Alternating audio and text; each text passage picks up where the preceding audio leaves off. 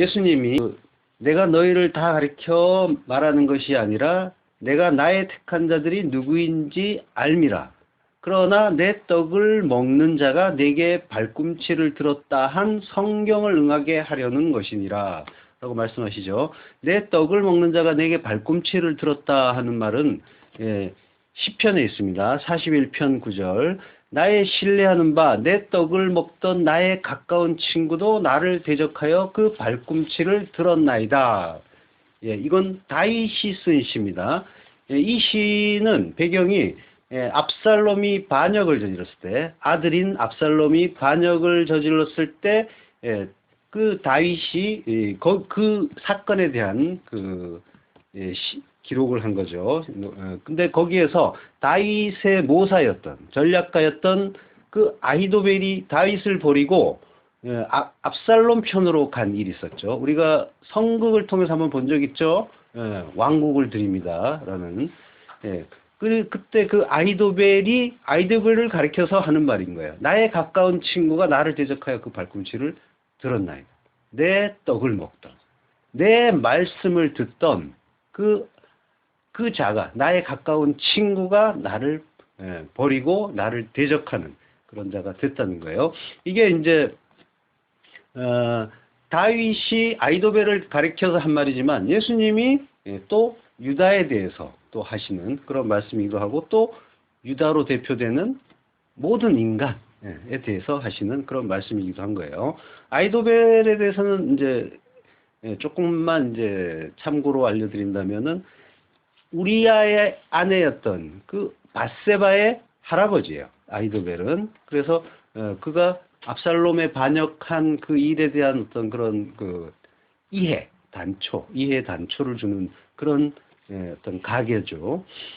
그리고 이제 압살롬이 그 후궁들과 그 다윗의 후궁들과 자도록 제안한 것도 아히도벨이었고요. 근데 이제 승리를 거두기 직전에 아히도벨의 어떤 그런 그 제안을 받아들인 게 아니라 후세의 제안을 받아들이면서 그 다윗을 뒤쫓지 않게 되는 그런 일이 있었죠. 그를 통해서 아히도벨은 이 일이 실패로 돌아가겠구나를 깨닫고 압살롬을 떠나서 돌아가서 자결을 하는 그런 사건이 있었습니다. 그 떡을 먹던 가까운 친구는 이런 배경이 있는 그런 시편에서 따온 거예요. 지금부터 일이 이루기 전에 미리 너희에게 알려주는 것은 일이 이룰 때 그걸 깨닫게 하기 위해서 이제 알려주는 거라고 지금 예수님이 말씀하세요. 그러면서 20절에 가서 뭐라고 하시냐면, 진실로 진실로 너희에게 이르노니, 진실로 아멘 아멘이라고 하는 거예요. 이거는 이제 이 글이 기록된 거는 헬라어 그리스어지만 아멘 아멘은 히브리어예요. 구약의 언어로 이제 말씀하신 거예요. 아멘 아멘. 진실로 그러하다라는 진실로 또는 그러하다라는 그런 의미인 거예요. 아멘은. 근데 아멘을 2번 했다는 거는 확실하다는 거예요. 진짜 이거는 확실하다. 할 때 2번 반복을 하시는 거예요. 이건 진리고 정말 확실한 거다라고 말씀하신 거예요. 그러면 지금 그 뒤에 나오는 건 굉장히 중요한 말씀이겠죠. 자, 나의 보낸 자를 영접하는 자는 나를 영접하는 것이요, 나를 영접하는 자는 나를 보내신 이를 영접하는 것이니라. 이게 무슨 말씀입니까? 자, 예수님이 누군가를 보낼 텐데 그를 잘 맞이하고 잘 접대하라는 그런 말일까요? 자, 영접이라는 말 자체가 손님을 맞이하고 대접하는 일이니까 그렇게 이해가 될 수도 있겠죠. 그런데 여기에서 영접하다는 그 뜻으로 해석된 람바노라는 말은, 이건 틀린 말은 아니지만 독자가 받아들이는 뉘앙스상 이건 잘된 번역이 아니에요. 잘못된 번역이라고 할 수가 있는데, 우리 성경에서 영접하다라는 거 이렇게 주로 번역된 단어는 따로 있어요. 데코마이라는 단어가 있는데, 마태복음 10장 40절 같은 경우에 너희를 영접하는 자는 나를 영접하는 것이요, 나를 영접하는 자는 나 보내신 이를 영접하는 것이니라. 오늘 본문과 구절이 비슷한 내용이죠. 구조고. 그래서 이 영접이라는 말을 갖다가 한 번 더 우리말을 갖다가 반복한 그런 느낌이 있어요. 그렇지만은 데코마이와 람바노는 조금 다른 말이에요. 데코마이는 맞아들이다, 영접하다, 접대하다, 뭐 이런 의미가 있을 수 있는데, 람바노라는 말은 뭐냐면, 오늘 본문에서 말씀하신 람바노라는 말은 뭐냐면 붙잡다라는 거예요. 취하다, take라는 말이죠. 영어로 하면 붙잡다라는 거예요. 받다. 예. 그러니까 이 구절을 이 올바로 해석을 한다면, 내가 보낸 일을 취하여 가진 자, 붙잡는 자가 나를 갖는 자요. 나를 붙잡아 갖는 자가 나를 보내시니 하나님을 붙잡아 갖는 것이다. 예. 이렇게 해석되고 이해돼야 되는 그런 구절인 거예요. 느낌이 완전히 다르죠. 예. 자, 붙잡다, 받다란 말이에요. 취하다라는 말이에요. 갖는다는 거, 테이크. 가지고 가면 테이크아웃이라고 그러죠. 자, 마태복음 10장 38절. 또 자기 십자가를 지고 나를 쫓는 자도 내게 합당치 아니하니라 라고 말씀하셨는데, 그러니까 자기 십자가를 지고라는 말이 람바노예요. 여기에 그 영접하다, 오늘 본문에서 영접하다는 말로 번역된 람바노란 말이에요. 지금 영접하다라고 번역하면 안 되는 거였단 말이에요. 십자가를 진다라는 말이 람바노란 말이에요. 십자가를 진다는 건 십자가 붙잡고 간다는 거예요. 십자가를 취하여 내가 붙잡고 간다는 거예요. 그걸 붙잡고 그러고 예수님을 따라가야 되는 것. 이게 람바노의 그 의미란 말이에요. 올바른. 그러니까 예수님이 보내신 그를 지금 붙잡으라고 하죠. 그러니까 예수 그리스도의 그 진리를 가지니, 그러니까 제자들이 될 수도 있겠고, 또 성령 하나님이 될 수도 있겠죠. 어느 쪽이든 간에 그 진리를 붙잡아서 취하여야 되는 거죠. 그 속에는 이제 진리이신 성령의 그 내용이 분명히 들어있겠죠. 성령의 어떤 그런 가입이 있어야만 진리를 깨달으니까. 그러니까 제자가, 그걸 깨달은 제자가 갔을 때 그의 그의 의미를 붙잡아야 되는 거죠. 그 안에 담겨있는 그 의미, 진리. 예. 이러한 말씀을 하신 거예요. 예수님이. 그리고 나서, 그 다음에 어떤 구절이 나오냐면, 그 예수께서 이 말씀을 하시고 심령에 민망하여, 이런 구절이 연결된단 말이에요. 자, 이 심령에 민망하여라는 말은, 이 심령은 푸뉴마, 성령을 뜻해요. 성령에 의해서, 결론적으로 말하면 동료된 걸, 이걸 민망하여라고 이제 번역을 해놨는데, 그러니까 그 성령의 어떤 그런 내가 보내니 성령을 붙잡는 자가 나를 붙잡는 거고, 그리고 하나님을 붙잡는 거다라고 말씀을 하신 거고, 그리고 그 성령에 의해서 동료된 그 예수님의 말씀이 이어지는 거란 말이에요.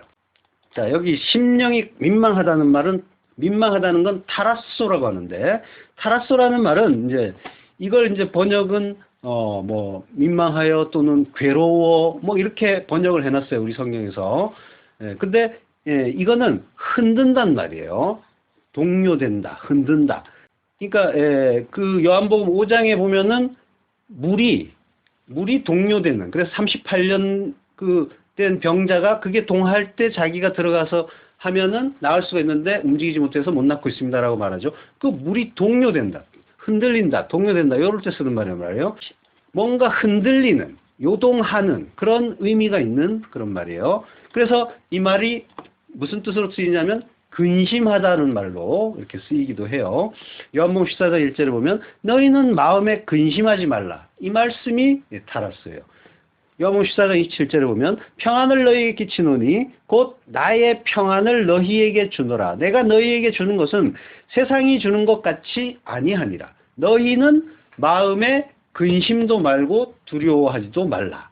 마음, 카르디아. 그러니까 마음에 근심하지 말라. 번역이 되어 있지만 마음이 주어예요.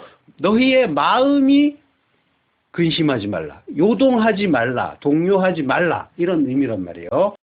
근데 여기서는 예수님은, 우리 오늘 본문에서는 예수님은 뭐예요? 마음이 근심하신 건 아니죠. 지금 요한복음 14장에서 말한 건, 마음에 근심하다는 말은 카르디아라가 있단 말이에요. 카르디아가 요동하지 말라, 근심하지 말라, 타라스하지 말라라고 하는데, 예수님이 오늘 민망히 여긴다는 거는 마음이 아니라 성령이란 말이에요. 성령에 의해서, 푸뉴마, 성령에 의해서 요동되는, 동요되는 그런 의미가 있는 거예요. 예수님은 공생애 내내 성령 하나님과 함께 하셨죠. 그러니까 곧 아버지와 함께 하신 거예요. 세례 요한에게 그 세례를 받을 때 성령이 비둘기같이 내려왔다라고 하죠. 그 예수님이 부활 승천하시고 성령께서 따라오시는 게 아니라 계속 함께 계시는 거예요. 그리고 함께 오시는 거란 말이에요. 출애굽 때 주의 사자와 구름기둥, 불기둥이 함께 움직이는 장면, 그것도 있었죠. 예, 그러니까 예수님과 그 성령 하나님은 항상 같이 계셨단 말이에요. 어쨌든 예수님이 성령에 의해서 동료되신 걸 가지고 또 그런 의문이 들 수도 있죠. 예수님은 하나님인데, 그리고 하나님과의 그 창세전 약속에 의해서 이미 십자가를 지기로 약속을 하셨고 그 순환을 알고 오셨는데 왜 동료하실까? 예, 의문이 드는 그런 사람도 있을 수가 있어요. 근데 예수님의 어떤 그런 속성을 또 이 자리에서 분명하게 아셔야 돼요. 예수님은 하나님이세요. 하나님이신데 또 완전한 인간이셨어요. 이 두 가지 속성을 분명하게 알아야 됩니다. 그래서 예수님이 당신을 가리킬 때 뭐라고요? 인자라고 해요. 호시오스, 호 안드로포스. 인간의 아들이다. 사람의 아들이다. 라고 말씀하시는 거예요. 그걸 이제 인자라고 이제 우리가 성경에서 번역하고 있단 말이에요. 그러니까 예수님은 구원의 주세요. 구원의 주. 하나님이시면서 구원의 주시면서 인간의 대표. 제물로 오셨단 말이에요. 그 속성을 함께 가지고 계신 분이에요. 그래서 인간의 대표, 죄인의 대표로 죽으셔야 한단 말이에요. 만약에 십자가에 달려서 예수님이 죽으실 때 그 인간적인 그 번민 없이 그래 내가 죽으러 왔으니까 나는 어차피 죽으러 왔으니까 죽어줄게 하면서 인간적인 불안이나 그런 두려움 없이 죽는다면 십자가는 쇼가 되는 거예요. 그냥 쇼가 되고 퍼포먼스가 된단 말이에요. 그래서 예수님은 하나님이면서 완전한 인간으로 오셔야만 죄인을 구원하실 수가 있는 거예요. 그리고 예수님의 그 죽으심은 단순한 죽음이 아니라 영원부터 함께 하신 하나님 아버지와 끊어지는 죽음이란 말이에요. 이런 이유들 때문에 예수님은 죽음을 앞둔 인간으로서의 면모를 보여주시는 거예요. 인간의 그 대표로 오셨기 때문에 인간의 죄를 사할 수 있다는 걸 이해하셔야 돼요. 인간으로서 죽으심으로써 인간을 구원할 수가 있는 거예요. 그런 속성이 있다는 거예요. 그리고 하나님이시기 때문에 모든 인간을 구원할 수가 있고. 예를 들어서 돼지의 죄를 개가 질 수가 없잖아요. 그죠? 돼지의 죄는 돼지가 져야 되는 거고. 그런 분명한 그 대표가 있단 말이에요. 대표성의 원리가 성경에 있단 말이에요. 그래서 레위 지파가 이스라엘 지파를 대표해서 11조로 뽑혀서 그래서 바쳐지는 그런 것도 보여주시고 그리고 장자가 죽는 그 대표 그리고 아담이 또 인류의 대표로 그 대표성의 원리가 성경에 있단 말이에요. 그러니까 인간으로서 죽으셔야 되는 거예요.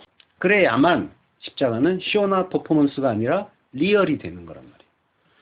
자, 성령에 의해서 동료되신 예수님이 증거를 하세요. 증거한다는 말은 마르티레오라고 하는데 증언하다는 말이에요. 증언한다는 말은 성령의 뜻을 증언하는 거겠죠. 성령에 의해서 이 동료가 된 거니까. 자, 성경에서 성도를 또 증인이라고 하죠. 그래서 증인들이 그 요한계시록에 보면은 그 큰 성길 앞에서 죽는 그런 장면들이 나온단 말이에요.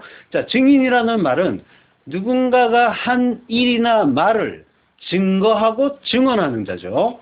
자, 그러면 성도는 뭐예요? 하나님의 증인이라면 하나님이 이 땅에서 어떤 일을 하시는지 그걸 그 일에 대한 증인이 되어야 되는 거죠. 하나님이 무슨 일을 하세요?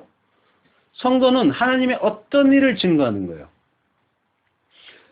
교회에서 보면은 그 간증이라는 걸 통해서 하나님의 일을 증거하는 이들이 많이 있죠. 근데 간증을 들어보면 대부분 하나님이 그 건강이나 재정적인 어려움에 처한 그 자기를 회복시켜 주시고 그리고 높여 주셨다 하는 그런 내용이 많이 있는데, 그러니까 자기처럼 하나님을 잘 믿으면 병이 낫고 부자가 된다 이런 그 내용이 주를 이룬단 말이에요. 물론 그것도 하나님이 하신 일이 맞겠지만 병이 낫고 부자가 되는 그 일이 참으로 우리가 알아야 되고 배워야 할, 그리고 하나님의 그 일로서 알려야 할 그 일의 그 진리는 아닌 거예요. 예. 그 진리의 핵심과는 조금 벗어난 일이란 말이에요. 하나님이 이 땅에서 하시는 일은 새 창조의 사역이에요. 하나님이 하시는 일을 한마디로 말하면 새 창조란 말이에요. 그러니까 그 새 창조라는 것은 하나님 나라를 만드는 것. 이게 하나님의 일이에요. 그게 아니라면 하나님은 이 땅을 만드시고 운행하실 필요가 없어요. 의미가 없단 말이에요. 이 세상이 존재할 이유도 없고 우리가 인생을 사는 이유도 없단 말이에요. 이 새 창조에 대한 그 이해를 항상 가지고 있어야 된단 말이에요. 그 성도라면 그 새 창조, 하나님 나라의 창조는 성도가 이 땅에서 병이 낫고 부자가 되는 일과는 관계가 없어요. 하나님은 하나님 나라를 만들기 위해서 성도들에게 그 병을 허락할 수도 있고 재산을 털어내 가시기도 하고 명예를 떨어뜨리기도 하신단 말이에요. 성도 각각에게 하나님과 하나님 나라를 알아가고 배워가는데 가장 좋은 방식으로 여러 가지 일들을 주시고 허락하시는 거란 말이에요. 성도는 그 낮추시고 시험하시는 하나님의 그 일들을 통해서 날마다 하나님 나라로 지어져 가는 증인이란 말이에요. 증인이 된 성도는 이게 그 모든 일들이 하나님의 선하신 선물이란 걸 그 삶으로 드러내고 증명하는, 증언하는 그런 증인인 거란 말이에요. 성도는 그들의 삶을 통해서 하나님이 살아계시고 하나님이 어떤 일을 행하시는지를 이 땅의 다른 성도들 비롯한 그 피조물들에게 보여주는 증인인 거란 말이에요. 참된 성도는 이 세상의 가치관이 아니라 하늘의 가치관으로 살기 때문에 세상의 이해를 얻기가 어려워요. 자랑하는 것도 세상과 정반대가 되겠죠. 세상 사람들이 그 자랑하는 걸 성도들은 부러워하지 않는단 말이에요. 요한일서 2장 16절 이는 세상에 있는 모든 것이 육신의 정욕과 안목의 정욕과 이생의 자랑이라고 합니다. 자랑이니 다 아버지께로 쫓아온 것이 아니요 어디서 왔어요? 세상으로 쫓아온 것이라. 이 인생들의 자랑거리 알고 보면은 뭐예요? 하나님과 관계없는 거란 말이에요. 병이 낫고 부자가 되고 이거는 하나님과 관계없는 거라니까요. 세상에서부터 온 거예요. 세상을 쫓아가다 보니까 그 세상이 주는 거란 말이에요. 오히려 성도는 자기의 못남을 자랑해요. 그리고 자기의 부끄러움을 자랑하고 자기의 부족함, 가난, 결핍 이런 걸 오히려 자랑하게 되어 있어요.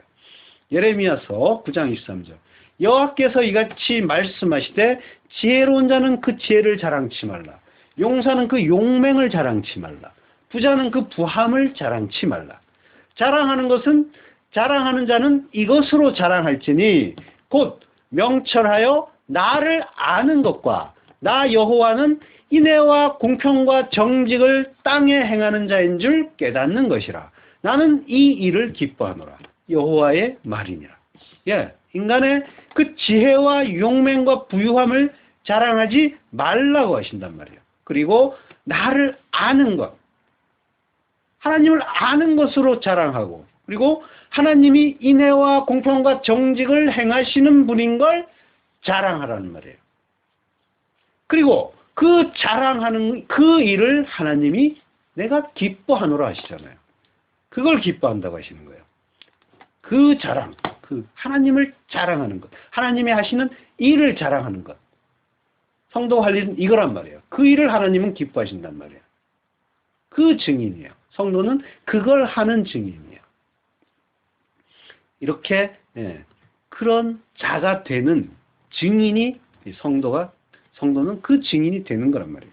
그리고 오늘 예수님이 증언하시는 것처럼 진짜 증인은 하나님이세요.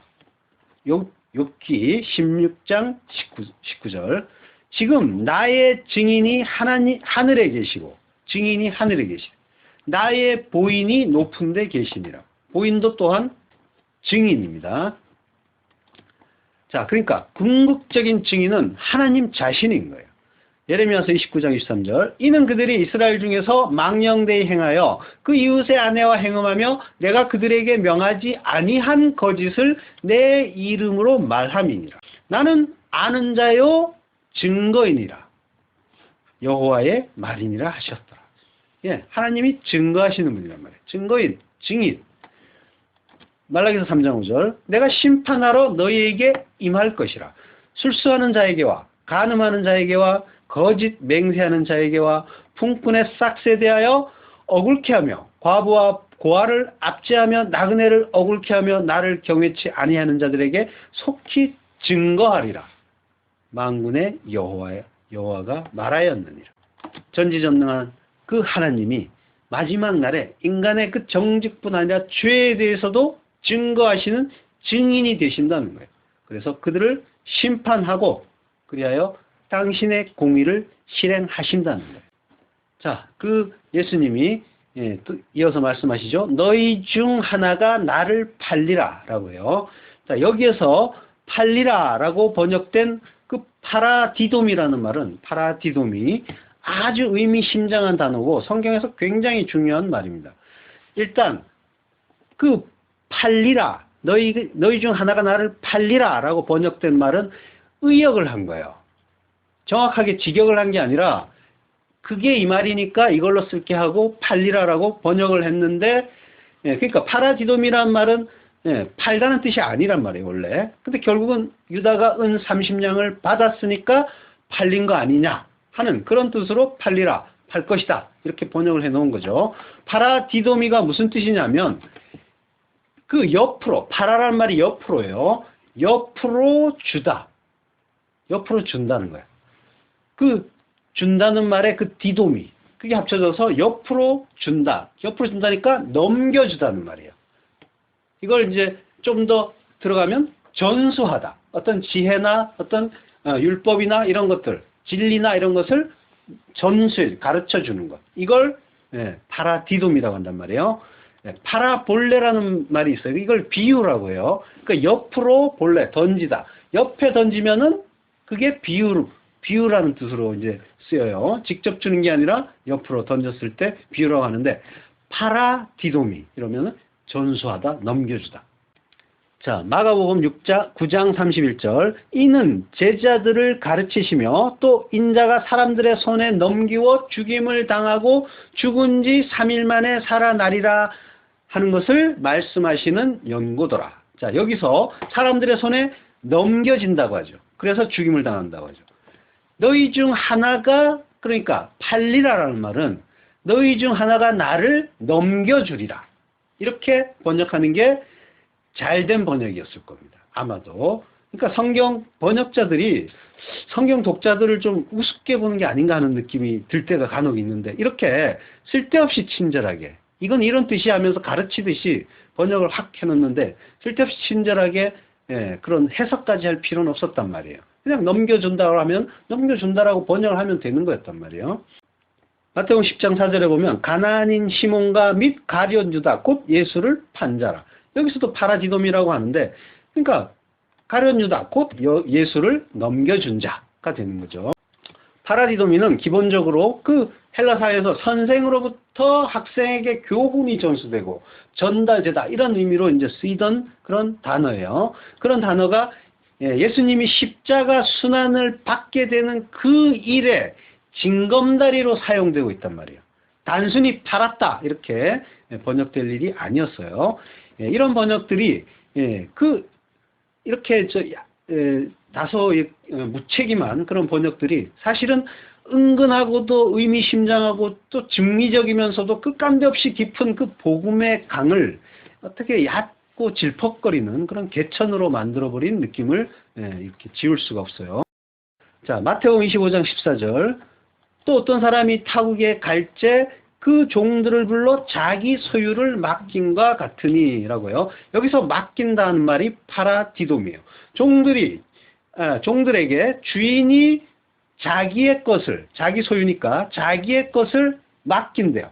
이 맡긴다는 뭐예요? 예수님이 우리에게 뭔가를 넘겨준다는 말의 비유인 거죠. 그러니까 이거는 뭘 맡겨요? 예수님이 우리에게 주인이 종에게 소유를 맡긴다고 하잖아요. 그것처럼 예수님이 우리에게 뭔가를 넘겨준단 말이에요. 예수님이 가실 때 우리에게 뭔가를 넘겨주고 가셨단 말이에요. 그게 뭘까요? 누가복음 4장 6절 가로되 이 모든 권세와 그 영광을 내가 내게 주리라. 이것은 내게 넘겨준 것이므로 나의 원하는 자에게 주노라. 자, 넘겨주다요. 파라디도미. 그 넘겨받은 것을 제자들에게 넘겨주시는 거예요. 우리에게 파라디도미. 넘겨준 건 뭐라고요? 모든 권세와 그 영광이라고 하세요. 그러면 이 예수님이 우리에게 넘겨주신 이 권세와 영광이 또 뭘까요? 이런 구절을 오해하면 예수님이 우리에게 엄청 좋은 걸 주셨다. 이 세상에서 큰 권세와 영광을 획득하고 차지하면서 살아야 그게 참된 하나님 자녀다. 이러면서 그 세상의 기준으로 시시하게 살면은 하나님의 영광을 가린다. 이런 말들도 막 하죠. 그래서 부끄러워하고 그러잖아요. 어떤 집사님은 자녀가 삼수한다고 하나님의 영광을 가리고 있어요. 이러면서 속상해하던데. 자, 그러면 그게 그 영광은 아니란 말이에요. 하나님의 영광과는 관계없는 일이란 말이에요. 자, 그러면 예수님이 주신다는 그 권세와 영광은 어떤 거냐고 하냐면요. 어떤 거냐면 그 권세란 말은 엑수시아예요. 마태복음 10장 1절 예수께서 그 12 제자를 부르사 더러운 귀신을 쫓아내며 모든 병과 모든 악한 것을 고치는 권능을 주시니라. 이 권능이 엑수시아예요. 그러니까 권세, 권능 이렇게 되겠죠. 그러니까 더러운 귀신을 쫓아내고 모든 병과 악한 것을 고치는 권세라는 거예요. 더러운 귀신은 뭐라고 했어요? 더러운 귀신은 더러운 말이라고 했죠. 푸뉴마 아카달토스. 하나님의 말씀을 왜곡해서 가지고 있으면 그게 더러운 말이고 더러운 영이고 더러운 그게 악령이라고 하는 거예요. 성경에서 악령으로 번역된 말은 더러운 성령이란 말이에요. 푸뉴마 아카달토스. 푸뉴마가 성령이란 말이에요. 그러니까 성령은 말씀이란 말이에요. 그러니까 그 하나님의 그 말씀을 오해해서 엉터리로 가지고 있으면 그게 악령이에요. 자, 그리고 그 모든 병, 우리의 그 병들 많이 있잖아요. 그 지난 시간에 했던 문둥병이라든가 자기가 죽어가는 그 병인 것도 알지 못하고 통점도 못 느끼고 그 멸망해 가면서도 자기가 멸망해 가는 것도 모르는 그 병. 그리고 뭐요? 귀머거리. 귀가 있어도 듣지 못하는 거. 소경. 봐도 보지 못하는 거. 전부 하나님의 그 진리 제대로 깨닫지 못하는 그 병을 얘기하는 거예요. 그걸 모든 그 악한 것. 그게 악한 거예요. 그것들을 고치는 권세란 말이에요.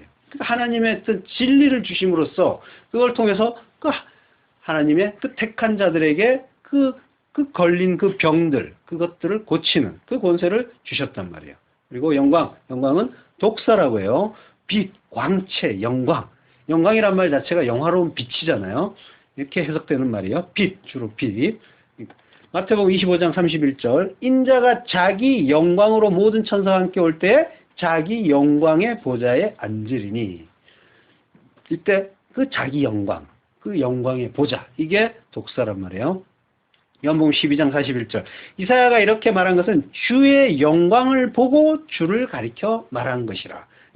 자, 여기서도 영광, 이게 독사예요.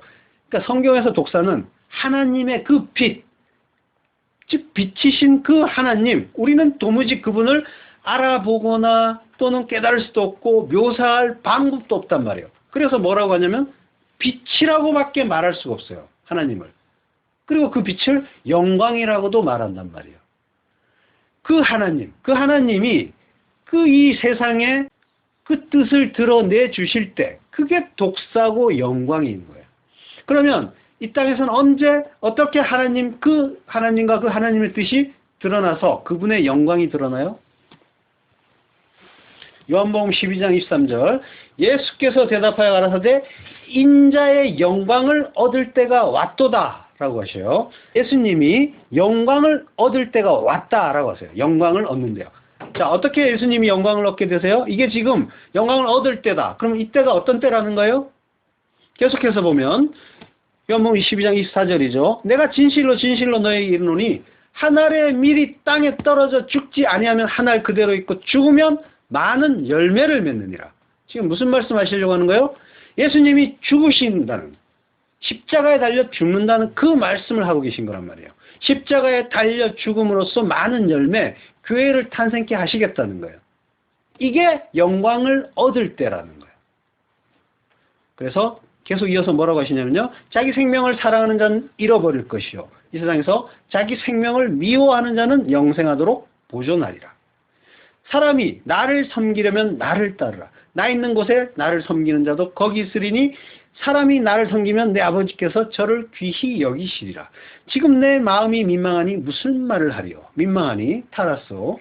성령에 의해서 하나님의 뜻을 깨닫고 동요되시는 거죠. 아버지여 나를 구원하여 이때를 면하게 하여 주옵소서. 그러나 내가 이를 위하여 이때에 왔나이다. 이때 영광을 얻을 때 곧 십자가에 죽으실 때 예.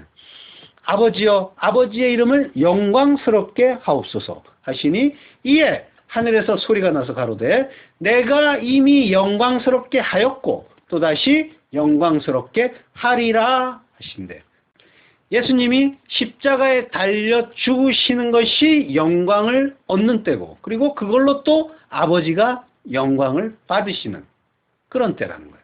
그러니까 예수님의 영광은 십자가의 영광이고 이 영광이 또 하나님의 영광이 된단 말이에요. 그리고 이 영광이 뭐예요? 예수님이 우리에게 주시는 영광이란 말이에요. 예수님이 주시는 영광은 십자가의 영광이에요. 십자가에 달려 죽는 거예요. 그게 하나님을 아는 거고 하나님이 이 땅에서 어떤 일을 행하시는지 그 일을 아는 거고 그걸로 자랑하고 그걸로 하나님이 기뻐하신단 말이에요. 그 십자가를 알고 하나님의 뜻을 알 때 십자가에 죽을 수가 있겠죠. 하나님을 알아야 내가 어떤 존재고 하나님이 어떤 분인지 알아야만 내가 죄인 중에 괴수가 맞구나. 이걸 깨닫는 자가 십자가로 가겠죠. 그전에는 뭐예요? 나 잘났는데 착한데 내가 무슨 큰 죄인이라고 전부 그러고 있잖아요. 나 의인인데. 그래서 증거를 들려드릴게요. 여러분이 의인이라는. 여러분에게 조금만 기분 나쁜 말 하면 기분 나쁘잖아요. 속상하잖아요. 왜 나한테 그따위 소리 하면서. 말은 안 해도 적어도 속으로는. 그게 의인이라는 증거예요. 그 의인은 십자가에 못 죽는단 말이에요. 자, 예수님이 주신 영광은 십자가에서 죽는 영광이고 이 영광에서 아버지의 이름이 영광스럽게 되고 또한 십자가를 지고 람방 붙잡고 내 것으로 취하여 들고 예수 그리스도를 따라가서 죽는 작은 그리스도들, 그리스도가 된 자들, 그리스도인 그들이 하나님이 영광스럽게 해주시는 거란 말이에요. 그들을 하나님이 영광스럽게 그들로 인해서 하나님이 영광을 받으시고 그 하나님이 또 영광스럽게 한다고 하잖아요. 이 영광은 전적으로 사실은 하나님의 것이고 그래서 그 빛을 하나님이 비춰주실 때만 우리도 그 영광에 참여하는 자가 되는 거예요. 다른 빛이 없는데 그 햇빛에 의해서 해에 의해서 태양에 의해서 태양빛을 받아서 같이 빛나는 존재가 되는 거란 말이에요. 영광은 내게 아닌데 하나님이 주신단 말이에요. 그래서 같이 빛나는 존재. 그 영광의 그 빛에 참여하는 자. 영광은 그것밖에 없어요. 다른 영광이 없어요. 하나님이 주시는 영광만 같이 빛나는 거지 그 외에 스스로 빛날 수 있는 존재는 아무도 없단 말이에요. 내가 잘 돼서 좋은 대학교 가서 미스코리아 당선돼서 높은 명예와 평판을 얻어서 영광을 내가 얻고 그걸 하나님께 영광 돌립니다. 그건 영광 아니란 말이에요. 그런 거는 하나님과 관계없는 거란 말이에요. 영광은 모두 하나님이 거란 말이에요. 모두가 그 영광, 독사에 대한 그 오해를 하고 있는 거예요. 그런 영광은 사탄이 예수님께 주겠다고 미혹하던 가짜 영광이란 말이에요. 사탄이 자기에게 무릎 꿇으면 그 모든 영광을 내가 주겠다고 하잖아요. 지금 뭐예요? 많은 사람들이 그 사탄에게 무릎 꿇고 그 영광 받겠다고 달려가고 있잖아요. 진짜 영광은 하나님께 있단 말이에요. 이 세상의 영광이 아니란 말이에요. 대개 나라와 권세와 영광. 권세와 영광이 어디에 있대요? 아버지께 영원히 있사옵나이다. 아멘. 그 권세와 영광을 우리에게 파라디돔이 맡겨주셨단 말이에요. 넘겨주셨어요. 그 달란트를 받은 종은 어떻게 해야 돼요? 그 모든 것이 아버지의 것이고 그래서 잃어버리거나 손해볼 염려가 전혀 없단 말이에요. 아버지 건데 누가 뺏어갈 수 있겠어요? 잃어버리거나 손해볼 염려가 없기 때문에 그걸 다른 이에게 나눠준단 말이에요. 마음껏. 그게 종들이 장사하는 거예요.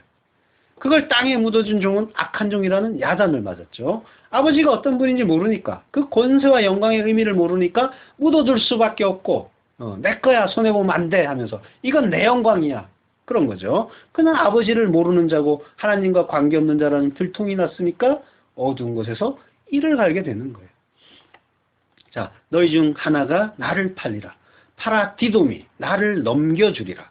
자, 이 말씀, 모든 인간, 모든 죄인에게 그 말씀이 육신되어 오신 예수님이 진리이신 그 자신을 그 죄인들에게 넘겨준다 하는 그 의미까지 함축된 말이에요. 진리를 넘겨주는 걸 파라디돔이라고 한다고 했잖아요. 그 선생이 학생에게 교훈을 넘겨주는 것, 전수해 주는 것. 자, 예수님이 십자가에 달릴 때 그 십자가가 어떤 의미인지 하나님의 뜻을 깨달은 자가 있었어요? 아무도 못 알아먹었죠. 그러니까 예수님이 주지 않으면 아무도 못 받는 거예요. 그거는. 그러니까 예수님은 반드시 넘겨주셔야만 돼요. 그 의미까지 들어있는 거예요. 마태복음 16장 22절, 베드로가 예수를 붙들고 간하여 가로되 주여 그리마옵소서, 일이 결코 주에게 미치지 아니하리다.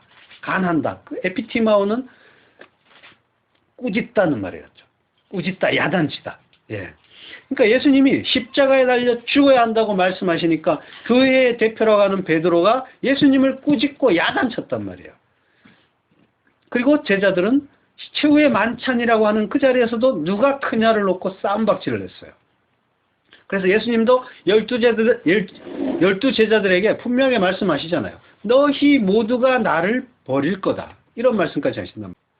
마태복음 26장 31절, 때 예수께서 제자들에게 이르시되 오늘 밤에 너희가 다 나를 버리리라. 기록된 바 내가 목자를 치리니 양의 떼가 흩어지리라 하였느니라. 그러나 내가 살아난 후에 너희보다 먼저 갈릴리로 가리라. 베드로가 대답하여 가로되 다 주를 버릴지라도 나는 언제든지 버리지 않겠나이다. 예수께서 가라사대 내가 진실로 내게 이르노니 오늘 밤 닭 울기 전에 내가 3번 나를 부인하리라. 베드로가 가로되 내가 주와 함께 죽을지언정 주를 부인하지 않겠나이다 하고 모든 제자도 이와 같이 말하니라. 예, 그렇지만 어떻게 돼요? 결국은 다 버리고, 다 예수 버리고 달아나고 베드로 역시 3번 부인하고 저주까지 했단 말이에요. 3번 부인, 완전히 부인했다는 거죠. 12제자들이 모두가 예수님을 버렸다는 건 12제자는 성도, 교회를 얘기한단 말이에요. 성도라고 하는 우리, 교회라고 하는 우리 모두가 예수를 버린 자들이라는 거예요. 여기에서 나를 버리리라 하는 말은 스칸달리조라고 해요. 이 스칸달리조란 말은 실족해 하다, 범죄케 하다라는 그런 뜻이에요. 스칸달론이라는 말이 함정, 걸림돌이라고 했잖아요. 스캔들에 라는 영어가 되죠, 나중에. 자, 나를 버리리라 하는 이 구절은 그러니까 나에게 실족할 것이다. 나를이라는 말은 목적격이 아니에요. 역격이란 말이에요. 그러니까 나에게라고 해석해야 되고, 예, 그 버리리라는 말은 스칸달리죠. 실족할 것이다. 나에게 실족할 것이다. 온 교회가 예수라는 덫, 함정, 걸림돌에 걸려 넘어질 것이다. 라는 이런 말씀이에요. 자, 교회가 모두 예수를 배신하고 그분을 십자가에 못 박는 자들의 그 대열에 이미 다 합류해 있다. 다 전부 그런 자들이다 하는 걸 가르쳐 주시는 거예요. 너희들이 다 나를 버릴 거야. 배신할 거야. 모두가 나를 버리고 십자가에 못 박는데 너희들은 다른 자들과 뭐가 다른 줄 아느냐? 똑같은 놈들이다 라고 하는 거예요. 근데 뭐예요? 근데 왜 교회만 구원받아요? 왜? 뭐 잘했어요? 그거 아니라는 거예요. 모두가 다 이 교회의 대표들이라고 하는 그 12제자들까지 전부 예수를 다 버렸단 말이에요. 그러니까 모든 인간, 다른 인간들은 말할 것도 없고 교회라고 하는 자들도 다 버린단 말이에요. 아무도 예수 못 따라온다는 거예요. 예수 못 믿고 예수 못 붙잡는다는 거예요. 모두가 다 버리는 자고 예수 파는 자인데 근데 거기에 뭐가 있는 거예요? 어떤 자들이 구원을 받는 거예요? 거기에서 하나님의 은혜가 임한 자만. 하나님의 은혜만으로 그들이 구원을 받는 거지 뭘 잘해서 구원받는 게 아니라는 거예요. 그거 알려주시는 게 오늘 이 장면이란 말이에요. 다 버리고 배신할 거. 이사야서 8장 14절. 그가 거룩한 피할 곳이 되시리라. 그러나 이스라엘의 두 집에는 거치는 돌 걸리는 반석이 되실 것이며 예루살렘 거민에게는 함정 올무가 되시리니. 자, 이게 스칸달리조죠. 스칸달론의 그 의미잖아요. 함정 올무가 되고 걸리는 돌 거치는 반석. 예. 거치는 돌 걸리는 반석. 이게 전부 스칸달론의 의미잖아요. 많은 사람들이 그로 인하여 거칠 것이며 넘어질 것이며 예수로 인하여 거치고 넘어진다는 거예요. 걸릴 것이며 함정에 걸릴 것이며 잡힐 것이니라. 올무에 잡힐 것이니라. 이상하죠? 예수님이 구원하러 오신 것 같은데 사람들이 뭐예요? 전부 예수로 인해서 자빠지고 있잖아요. 이 일이 이 이사야서에 이미 예언되어 있었단 말이에요. 이미 다 있었던 일이라는 거예요. 제자들이 지금 그 예수님을 팔게 되는 일, 버리게 되는 일, 이 일이 전부, 그러니까 모든 인간은 이렇게 될 수밖에 없다는 거예요. 여기에 대한, 그러니까 내가 어떤 존재고 하나님이 어떤 분인지에 대한 그 이해가 뒷받침이 되지 않으면 이게 무슨 일인지 이해가 되지 않는단 말이에요. 그 이사야서에서 너는 가서 저 백성들의 눈가기를 막아버려라. 아니 하나님이 우리에게 말씀을 들려주려고 하는 게 아닌가? 왜 막아버리라고 하시는가? 이 일이 이해가 되지 않는단 말이에요. 왜? 이 구원이 어떻게 이루어지는지를 모르는 자들은 내가 뭔가를 잘해서 나는 택한 자라서 나는 모태신앙이라서 대대로 우리 집안에 목사가 많아서 교회 많이 세워서 이런 걸로 구원받는 게 아니란 말이에요. 교회 봉사 많이 하고 헌금 많이 내고 11조 잘 내고 교회 주일 성수 잘해서 이런 걸로 구원받는 게 절대로 아니란 말이에요. 하지 말란 것도 아니지만 예.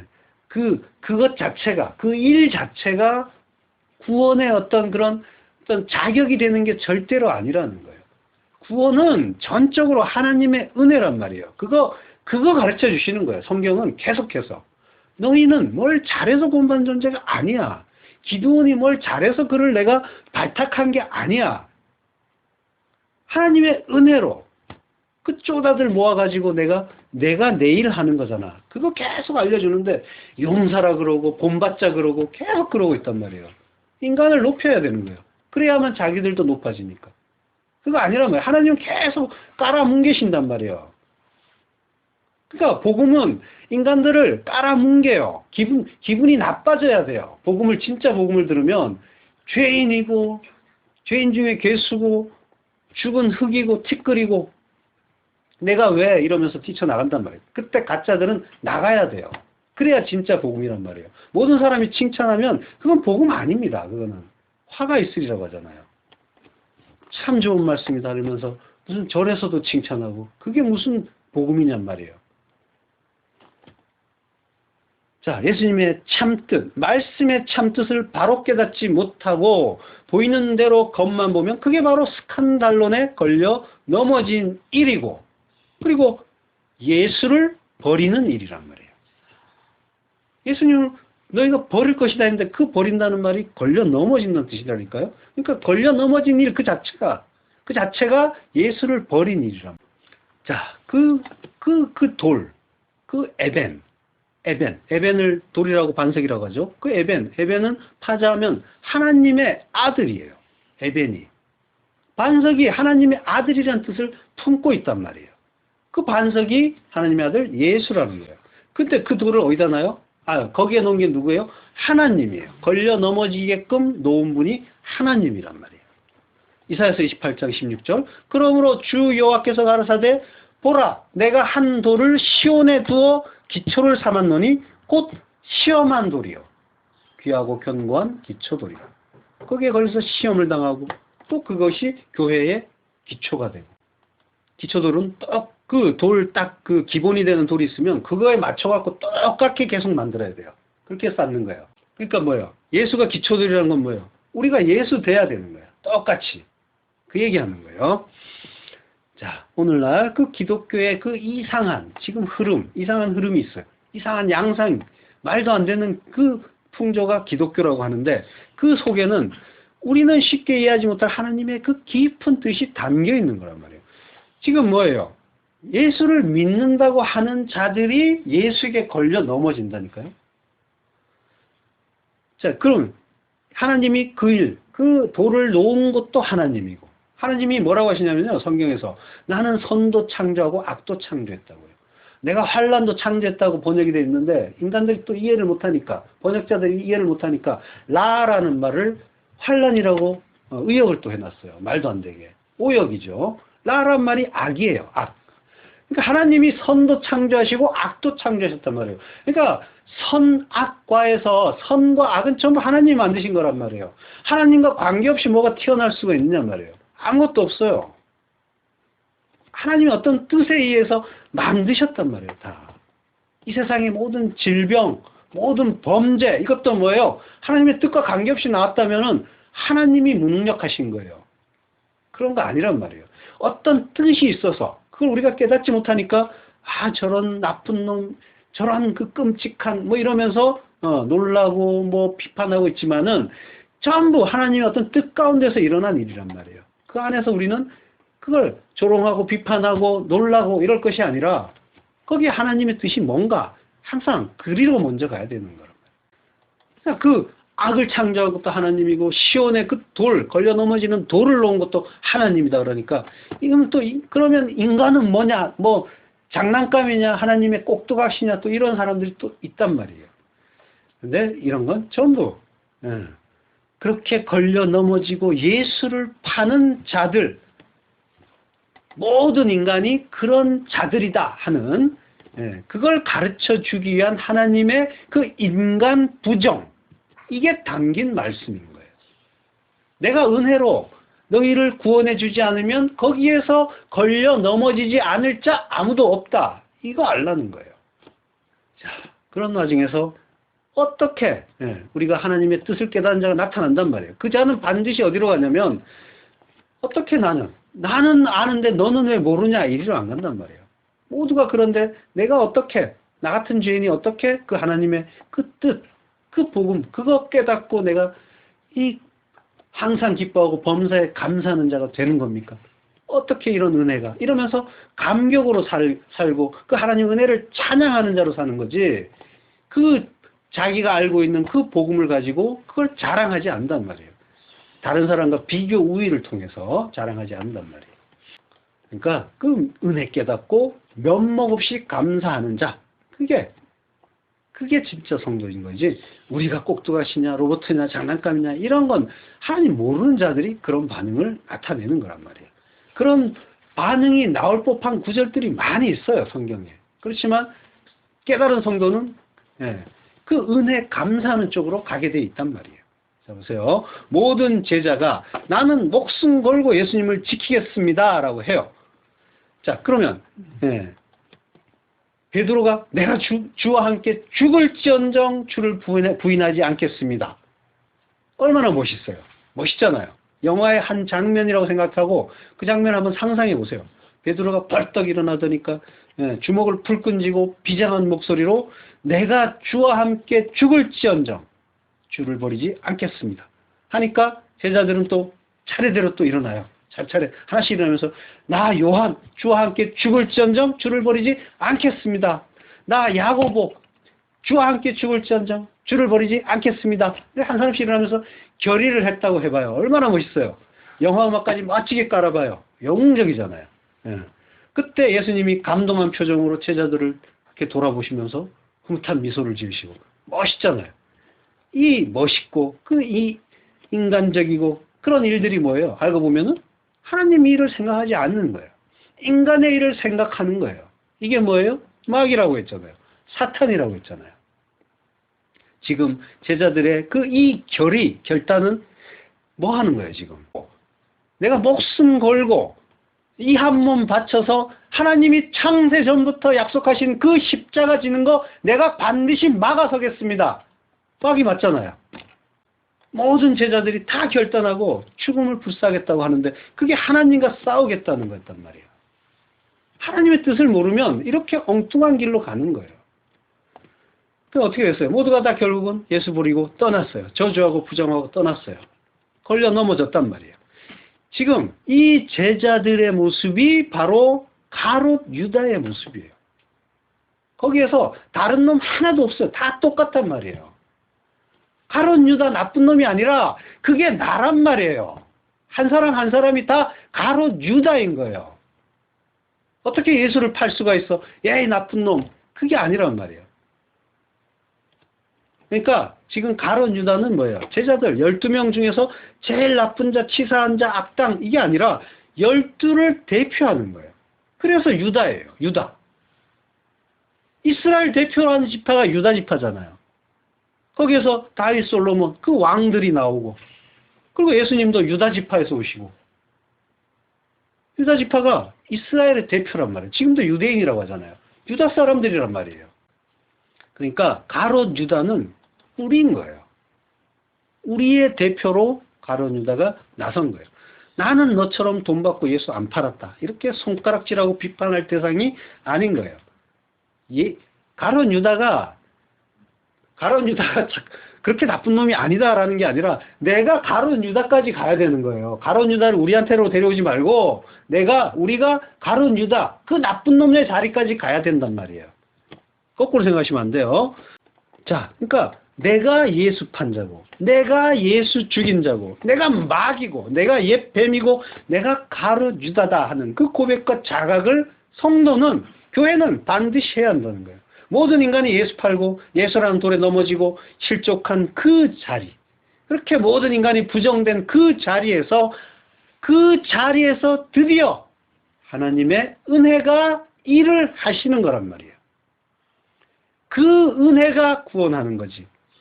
우리가 결단하고 열심 내고 다른 박질한다고 구원받는 게 아니란 말이에요. 하나님은 우리 인간 모두를 이 장면을 통해서 부정을 해버리셨단 말이에요.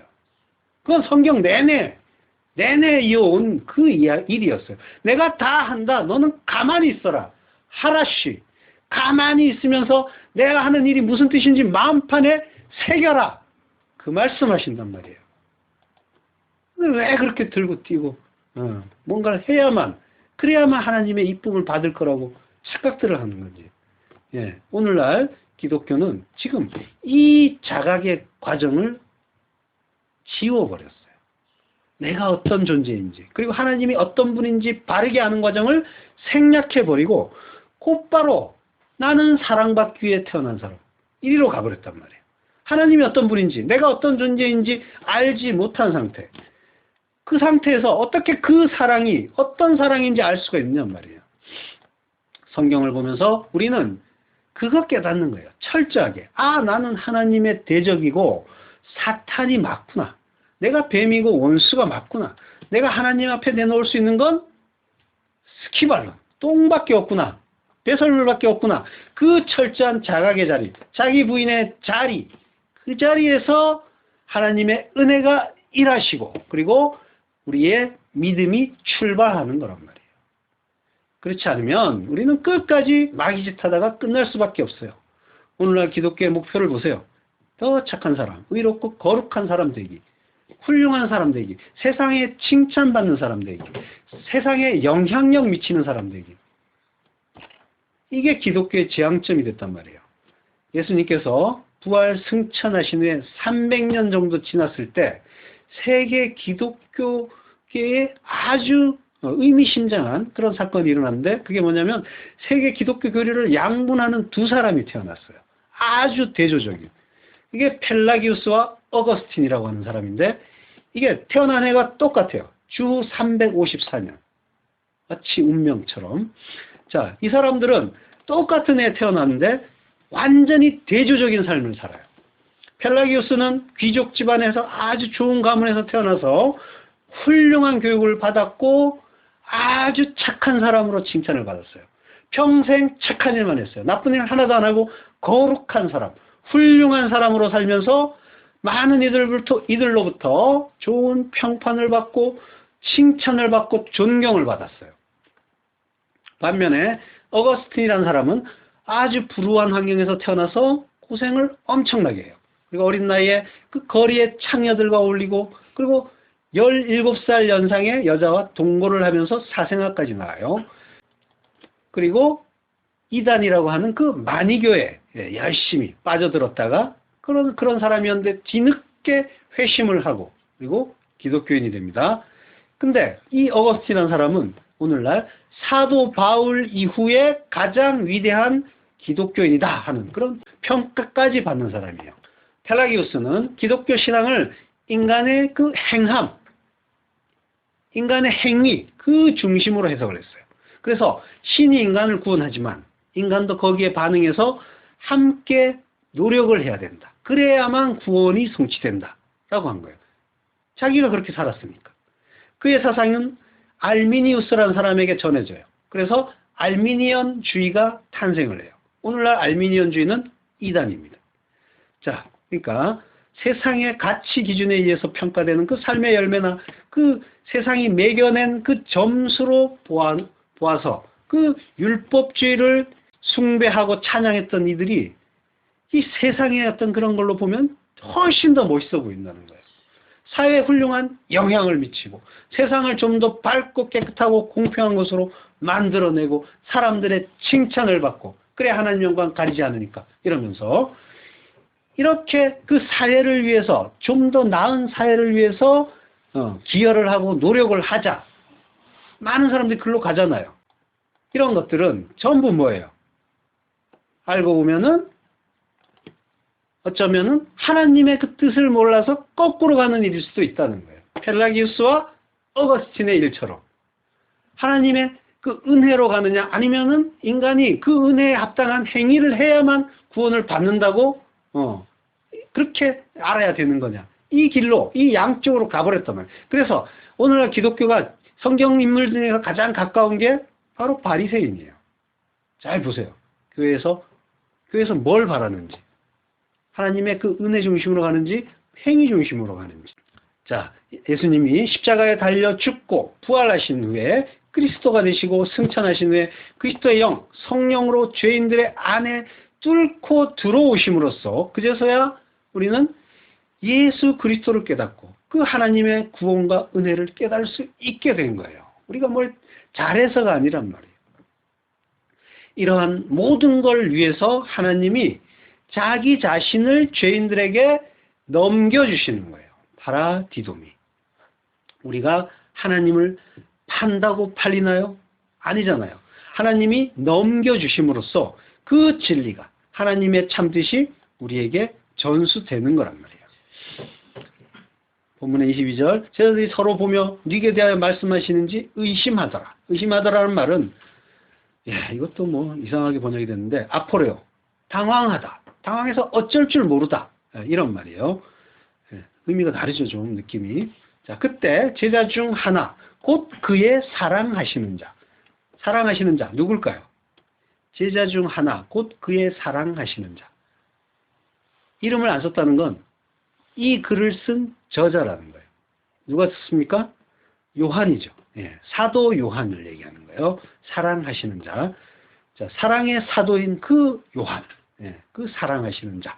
요한이 자기 자신을 예수께서 사랑하시는 자라고 하는 거예요. 그가 예수의 품에 의지하여 누워있다라고 하죠. 누워있다는 말은 사실은 없어요. 예수님의 그 가슴에 기대에 있다라고 이렇게 돼 있어요. 자, 근데 이게 뭐예요? 바로 사랑하는 자의 모습인 거예요. 이거는 뭐 요한만 예수님의 사랑을 특별히 받았다 하는 걸 말하는 게 아니라 예수께서 사랑하는 자는 그를 의지하는 자다 하는 걸 말씀해 주는 거예요. 그리고 이게 예수라는 그 돌에 걸려서 넘어져 예수를 버리는 유다의 그 스칸달리죠. 그것과 극명한 대조를 보여주는 그 장면인 거예요. 다음 시간에 계속하겠습니다.